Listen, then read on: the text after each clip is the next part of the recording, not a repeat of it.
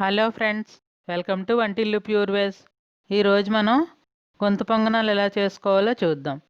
మా ఛానల్కి సబ్స్క్రైబ్ చేయండి. ఇప్పుడు గొంతు పొంగనాల ప్రిపరేషన్ని చూద్దాం. స్టవ్ వెలిగించి బాండీ పెట్టుకుని అది కొంచెం వేడైన తర్వాత అందులో తగినంత ఆయిల్ని తీసుకోవాలి. అది కొంచెం వేడయ్యాక అందులో పోపు దినుసులు వేసుకోవాలి. శనగపప్పు, మినపప్పు, ఆవాలు, జీలకర్ర. అవి కొంచెం వేగాలి. ఇప్పుడు ఇందులో చిటికెడు ఇంగువ, అలాగే ఒక చిటికెడు పసుపు వేసుకోవాలి.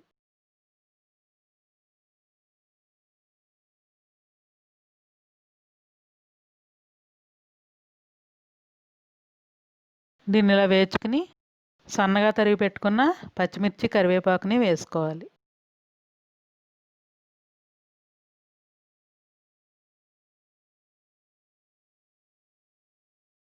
ఇది కొంచెం వేగిన తర్వాత ఒక ఉల్లిపాయ సన్నగా చెక్కులో తరిగి పెట్టుకున్నది వేసుకోవాలి.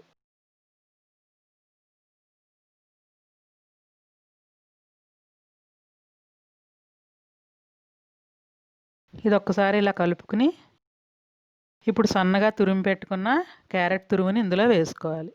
ఈ రెండు మగ్గడానికి కొద్దిగా ఉప్పును వేసుకోవాలి.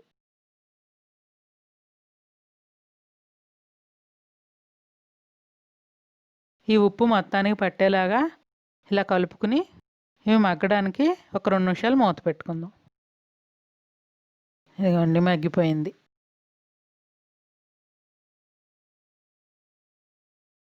ఇప్పుడు దీనిలో సన్నగా తరిగి పెట్టుకున్న కొత్తిమీరను కొద్దిగా వేసుకుని ఒకసారి కలిపేసుకుని, ఇది ఇడ్లీ పిండి అండి.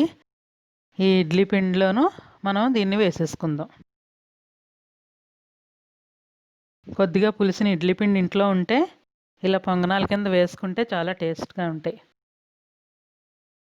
సాయంత్రం స్నాక్స్ కింద పిల్లలకి పెట్టడానికి చాలా బాగుంటాయి. పొద్దుట టిఫిన్గా కూడా చేసుకోవచ్చు. ఇప్పుడు ఇది గొంతు పొంగనాల ప్లేటు. దీంట్లో ఇలా ఆయిల్ వేసుకోవాలి. స్టవ్ మీద పెట్టుకుని మంట ఎక్కువగా పెట్టకూడదు, సిమ్లో పెట్టుకోవాలి. ఇలా అన్ని గుంటల్లోనూ ఆయిల్ని వేసుకుని మనం పిండి కలుపుకున్నాం కదా, దాన్ని ఇందులో వేసేసుకోవాలి ప్రతి గుంటలోనూ.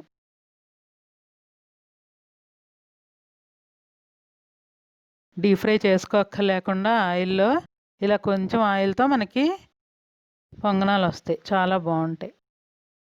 ఇలా అన్ని గుంతల్లోనూ పిండిని వేసేసుకోవాలి. మగ్గడానికి కాసేపు మూత పెట్టుకోవాలి. మా వంటలు మీకు నచ్చుతున్నట్లయితే మా ఛానల్కి సబ్స్క్రైబ్ చేయండి. బెల్ ఐకాన్ ప్రెస్ చేసినట్లయితే మా నోటిఫికేషన్స్ వెంటనే మీకు వస్తాయి. ఇలా కొంచెం సేపు మూత పెట్టుకోవాలి, తొందరగానే అయిపోతాయి. ఇదిగో కాలిపోయాయి అన్నీ. ఇప్పుడు వీటిని నెమ్మదంగా తిరగేసుకోవాలి. రెండో వైపు కాలడానికి ఎక్కువ టైం పట్టదు.